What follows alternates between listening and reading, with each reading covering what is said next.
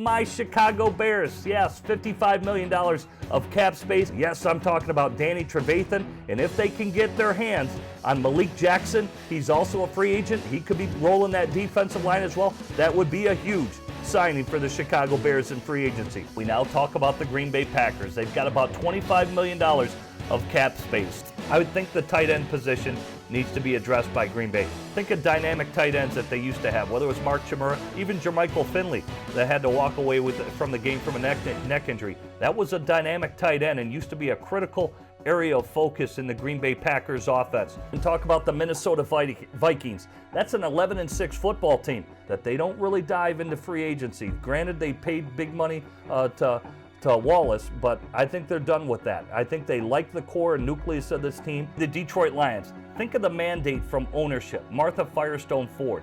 She said, you got to win.